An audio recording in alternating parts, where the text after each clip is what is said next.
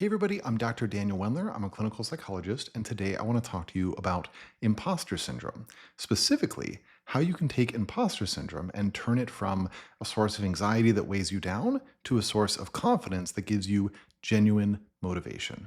The reason I want to talk about imposter syndrome is because, well, I'm feeling some imposter syndrome right now. I'm returning to YouTube after, gosh, almost a decade away, and that's pretty scary if I'm telling the truth. I've found myself dealing with some worries about, well, is anybody going to want to watch what I put out there? Am I going to have anything worthwhile to say? Is everybody just going to criticize me and leave a bunch of comments talking about how my shirt is bad or something? But these fears that I'm feeling right now, these thoughts of, oh, you're an imposter, you shouldn't try, why even bother? This isn't going to work. I've had these thoughts before. I've had these fears before during really monumental times in my life. When I was ready to take the stage to do my TEDx talk about my life with autism, that would ultimately be viewed by hundreds of thousands of people, I felt all of these same fears. When I put in my application to grad school to become a clinical psychologist, I felt all of these fears. When I proposed to the woman that I wanted to be my wife, I felt all of these fears. And in each one of those situations, I was absolutely on the right track. My TEDx talk helped a lot of people. Becoming a clinical psychologist was the best thing I could have done with my career. And I mean, the girl said yes. So I've become familiar with this imposter syndrome fear. I've realized that it only pops up when I'm trying to do something important, something that matters to me, something that I really care about. And so each time it's a signal that I'm on the right track. And I think it's important to realize that this imposter syndrome doesn't come up in situations where I really am an imposter, where I really am not capable, right? If I somehow sat down at the controls of the space shuttle and somebody said, okay, Daniel, it's time for you to fly the space shuttle to Mars, I wouldn't say, oh gosh, I sure hope that people don't judge me for how I do this. Oh gosh, I sure hope that people like how I fly the space shuttle. No, I would say, you know what? I'm not an astronaut. I definitely cannot do this. You've got the wrong guy. Go find somebody else to fly the space shuttle. I would not have fear that I couldn't fly the space shuttle. I would have knowledge that I couldn't fly the space shuttle. In a similar vein, imposter syndrome doesn't show up in situations where it just doesn't matter to me.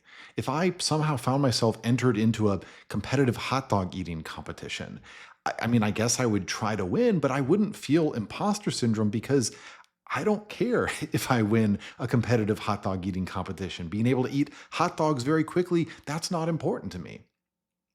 And I mean, no offense if you're really into competitive hot dog eating, but that's just not something that matters to me. And so this imposter syndrome, it doesn't trigger. So what this tells us is that when we're feeling imposter syndrome, two things are true. First of all, this thing that is triggering the anxiety and the fear, it's something that we really care about. And number two, this thing that's triggering the fear, it's something that we're capable of. Okay, but how do I know that you're capable of this thing that you're afraid of? I mean, I haven't even met you, right? Well, it's a pretty simple answer. Care is what gives us courage.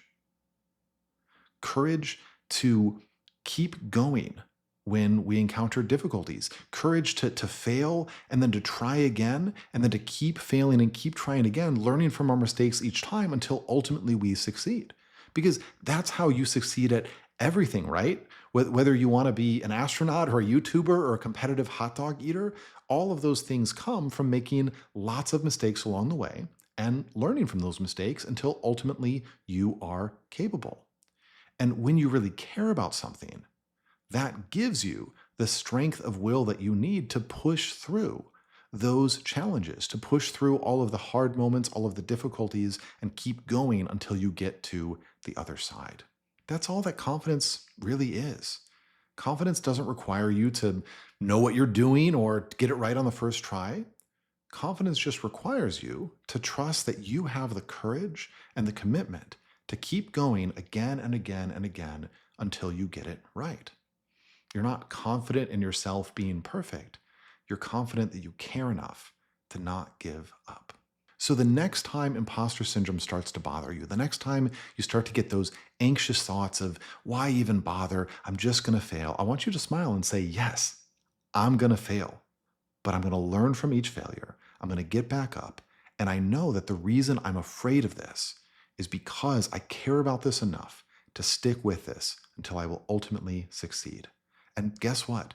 Something that you care about enough to stick with, something that you care about enough to push through the difficulties, the failures, the challenges, that's something where you're going to have something really remarkable to give.